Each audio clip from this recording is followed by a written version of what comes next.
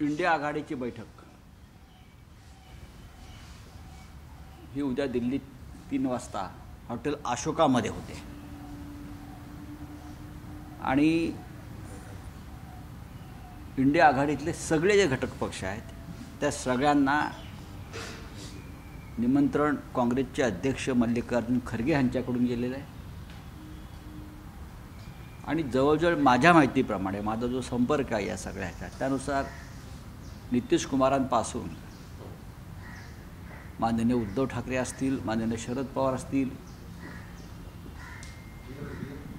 इतर सगळे प्रमुख नेते या बैठकीला उपस्थित राहत आहेत. आपण जे म्हणताय की आपचे नेते आणि मुख्यमंत्री दिल्लीचे केजरीवाल त्यांचा एक पूर्वनियोजित कार्यक्रम आहे, पण माझ्या माहितीप्रमाणे ते उद्याची बैठक आटपून त्या कार्यक्रमासाठी बाहेर रवाना होते अशी माझी पक्की माहिती आहे. त्यांचा आमचा संवाद आहे. माननीय उद्धव ठाकरे आज संध्याकाळी इथे येतील दिल्लीत त्यांचा मुक्काम आहे. उद्या दिल्लीत त्यांच्या काही महत्त्वाच्या गाठीभेटी आहेत. त्याच्यामध्ये अरविंद केजरीवाल यांची सुद्धा त्यांची उद्या भेट आहे. उद्या बैठकीच्या आधी म्हणजे उद्या केजरीवाल दिल्लीमध्ये आहेत. जर शिवसेना पक्षप्रमुख उद्धव ठाकरे आणि श्री केजरीवाल हे भेटणार असतील उद्या, त्यांचं भेट निश्चित झाले असेल तर उद्या केजरीवाल दिल्लीमध्ये आहेत. हेमंत सोरेन म्हणजे झारखंड विधानसभेचं अधिवेशन सुरू आहे, त्याच्यामुळे ते त्यातूनही वेळ काढून बैठकीला येण्यासंदर्भात त्यांनी सहमती दर्शवलेली आहे आणि जर त्यांना येता आलं नाही तर त्या बैठकीला ते झूमद्वारे उपस्थित राहतील, व्हिडिओ कॉन्फरन्सिंग, पण ते बैठकीला उपस्थित आहेत. जवळजवळ सगळ्यात प्रमुख पक्षांना इंडिया आघाडीचं महत्त्व माहिती आहे या बैठकीचं. त्याच्यामुळे सगळे प्रमुख पक्ष, सगळे प्रमुख नेते उद्याच्या बैठकीत सहभागी होतील. 2024च्या दृष्टीनं उद्याची बैठक महत्त्वाची आणि निर्णायक ठरेल. बैठकीत अनेक महत्त्वाच्या विषयांवर चर्चा होईल. नुसती चर्चा होणार नाही तर निर्णय घेतले जातील अशी अपेक्षा आहे. त्या संदर्भात एकमेकांशी चर्चा आणि संवाद सुरू आहे. आता असं आहे की काही गोष्टी अशा असतात त्या फक्त बैठकीतच त्याच्यावर चर्चा होईल, त्याच्यावर बोललं जाईल. अजेंडा तर आहेच आपल्यासमोर सगळ्यांच्या. लोकशाहीचं रक्षण करणं हा मुख्य अजेंडा आहे. अनेक राज्यामध्ये प्रादेशिक पक्ष आहे, राष्ट्रीय काँग्रेस पक्ष यांच्यामधलं समन्वय आणि जागा वाटप या संदर्भात चर्चा होऊ शकते. अनेक राज्यात तो प्रश्न नाही आहे, पण काही राज्यात प्रश्न निर्माण होऊ शकतो. त्या संदर्भात सुद्धा चर्चा होईल. आज राज्य इथे संभाजीराजांनी एक बैठक बोलली मराठा आरक्षणाच्या संदर्भात, तुम्ही जाणार आहात का? त्यांचं आज जी बैठक बोलले त्यांचा मला दूरध्वनी होता, त्यांची माझी चर्चा झालेली आहे. पण आता मी पाहतो, कारण आज इथं उद्धव ठाकरे यांचं आगमन होत आहे संध्याकाळच्या वेळेला, तर त्यांचं स्वागत करणं विमानतळावर, त्यांना इथे घेऊन येणं, त्यानंतरच्या इथे काही बैठका आहेत. पण संभाजीराजे यांनी बोलवलेल्या या महत्त्वाच्या बैठकीसंदर्भात आमची भूमिका सकारात्मक आहे. ज्या महाराष्ट्रात हा जो एक प्रश्न निर्माण झालेला आहे त्यात संभाजीराजे असतील, मनोज जरांगे पाटील असतील, सरकारकडून काही लोक असतील, इतर काही प्रमुख नेते असतील, प्रत्येकजण आपापल्या पद्धतीनं तोडगा काढण्याचा प्रयत्न करत आहेत. त्यात संभाजीराजेसुद्धा आहेत. त्याच्यामुळे छत्रपती संभाजीराजे यांच्या आजच्या बैठकीकडे आम्ही सकारात्मक दृष्टीनं पाहतो आणि जर आम्हाला त्यातून वेळ काढता आला तर नक्कीच मी स्वतः किंवा शिवसेनेकडून महत्त्वाचा नेता तिथे उपस्थित राहील. छगन भुजबळांनी आता पुण्याच्या टीका केली जरांगेवरती, दारू पिऊन तुमच्या किडन्या खराब झाल्या, अशा पद्धतीचं विधान त्यांच्याकडनं केलं. अशा प्रकारची भाषा ही सगळ्यांनीच टाळली पाहिजे. याचं कारण असं आहे की महाराष्ट्राची सामाजिक परिस्थिती सध्या अस्वस्थ आणि अस्थिर आहे. अशा प्रकारचे चिखलफेक करून कोणत्याही समाजाचं भलं होणार नाही. छगन भुजबळ हे सन्माननीय नेते आहेत. एका समाजाचं नेतृत्व अनेक वर्ष करतायत. मनोज जरांगे पाटील एका मोठ्या समाजासाठी संघर्ष करतायत. हे दोन्ही समाज महाराष्ट्राचे प्रमुख घटक आहेत. मराठा तेतुका मिळवावा, महाराष्ट्र धर्म वाढवावा अशी मानणारी शिवसेना आहे. बाळासाहेब ठाकरेंची भूमिका ही राजकारणात जातपात राहू नये या प्रकारची असल्यामुळे आम्ही सगळ्यांनी एकत्र राहून पण आपल्या राजकीय भूमिका व्यक्त करताना महाराष्ट्र अशा प्रकारे जातीपातीत तुटला जाऊ नये ही शिवसेनेची आणि माननीय उद्धव ठाकरे यांची भूमिका आहे. राज्याचे मुख्यमंत्री गेल्या आठवड्यात येणार होते दिल्लीत, पण अमित शहांना वेळ नसल्यामुळे त्यांचा दौरा रद्द झाला. या आठवड्यात ते पुन्हा येथील कांदा, इथेनॉल आणि राज्यातल्या इतर प्रश्नांची चर्चा करण्यासाठी अशी शक्यता आहे. त्यांच्या शक्यतांची दखल घ्यायची महाराष्ट्राला गरज नाही. खरं म्हणजे महाराष्ट्राचा कारभार हा महाराष्ट्रातून चालत नसून दिल्लीतून चालतो. सगळेच निर्णय राजकीय असतील, इतर काही निर्णय असतील, अगदी पोलीस स्टेशनला सुद्धा दिल्लीतनं फोन येतो आणि मंत्र्यांना आणि मुख्यमंत्र्यांना माहीत नसतं कोणावर कारवाई करायची, कोणावर कारवाई नाही करायची, कोणाला सोडायचं, कोणाला अडकवायचं, हां कोणाच्या मागे चौकशीच्या ससेमाऱ्या लावायचा. महाराष्ट्र हे दिल्लीतून ठरतं. त्याच्यामुळे मुख्यमंत्री किंवा त्यांचे दोन उपमुख्यमंत्री हे दिल्लीतून कायमचे राहिले काय, मग काय याच्यात काय महाराष्ट्राला काय फार फरक पडत नाही. देवेंद्र फडणवीसांनी सभागृहामध्ये बोलताना सुरुवातीला आधी अंतरवाली सराटीतल्या लाठीचार्जबद्दल सांगितलेलं होतं की पोलिसांची चूक आहे, मात्र सभागृहामध्ये बोलताना ते असं म्हणाले की पोलिसांनी संरक्षणासाठी बळाचा वापर केला. सातत्यानं देवेंद्र फडणवीसांची भूमिका बदलत राहिली किंवा कोणाला तरी वाचवण्याचा प्रयत्न केला जातो?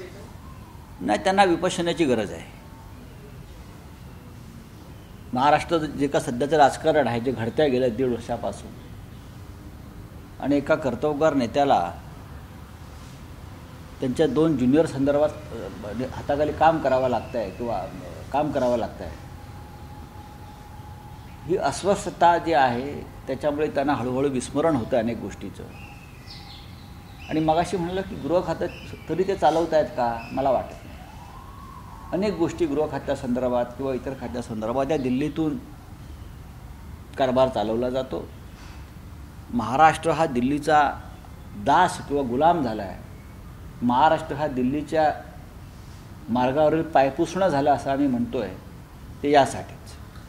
सामनामधून तुम्ही अशी टीका केलेली आहे, आधुनिक पोपट आहे असं तुम्ही म्हटलंय सरकारचा, आणि मुंबईचा सौदा केलेला आहे या सरकारने.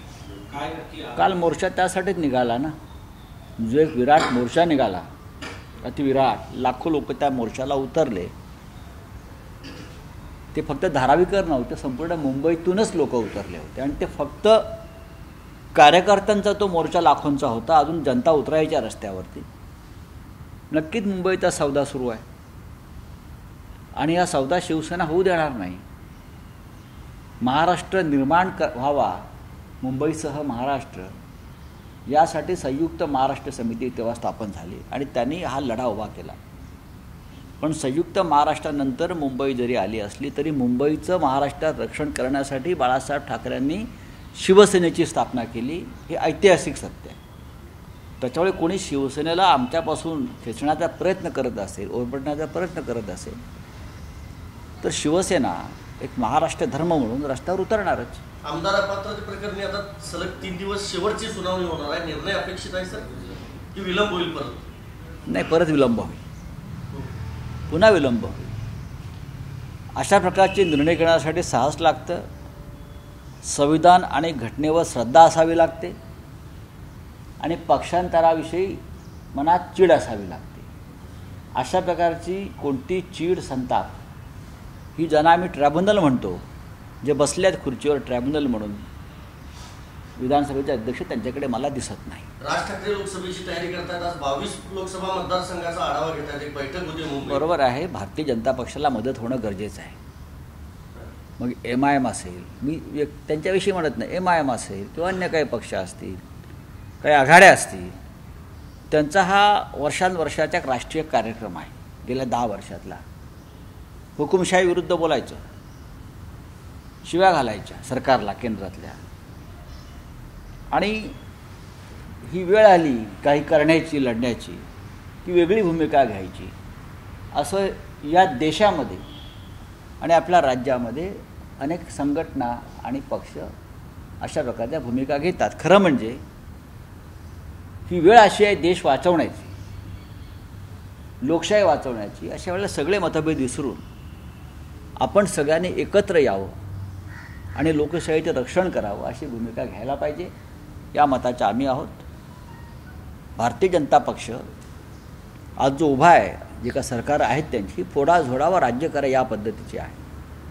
आणि निदान महाराष्ट्रातल्या नेत्यांनी तरी शहाणपणानं वागावं अशी आमची भूमिका आहे. म्हणजे मनसे जर इंडिया आघाडीमध्ये आली किंवा तशी त्यांनी तयारी दाखवली तर तुमचं तयारी असेल किंवा स्वागत करत?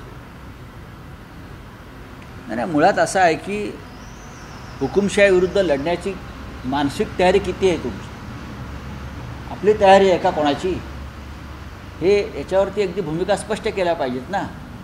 सातत्यानं भूमिका बदलणारे अनेक पक्ष महाराष्ट्रामध्ये आहेत, सातत्यानं भूमिका बदलणारे. आधी भूमिका स्पष्ट करावी की या देशात लोकशाही टिकली पाहिजे, महाराष्ट्र अखंड राहिला पाहिजे आणि मुंबईसह महाराष्ट्राची जी काय विक्री आणि दलाली सुरू आहे त्या विरोधात आम्ही एक मराठी म्हणून ठामपणे उभे राहणार आहोत. याच्याविषयी जर ठाम भूमिका कोणी व्यक्त केली तर आम्ही त्यांच्याकडे आशेने पाहू शकतो. सर, याला जोडून एक प्रश्न, शर्मिला वहिनी बोलताना असं म्हणणार आहे की आदित्य ठाकरेंवरती जे आरोप करण्यात येत आहे की आमचा आदित्य असं काही करेल असं वाटत. मी त्यांचा आभारी आहे. आदित्यवरती सगळ्यांचाच विश्वास आहे.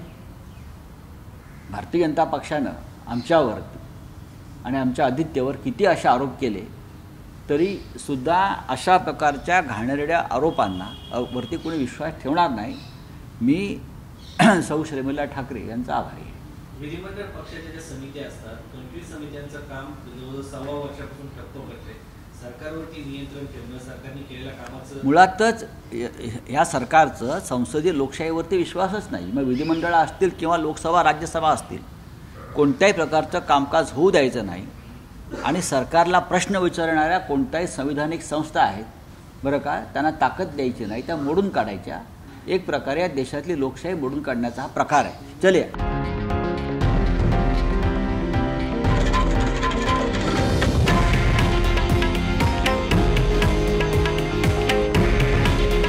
हे आहे देशातील नंबर 1 न्यूज नेटवर्क आणि आपण पाहत आहात TV9 मराठी. काळजी तुमची, हित महाराष्ट्राचं.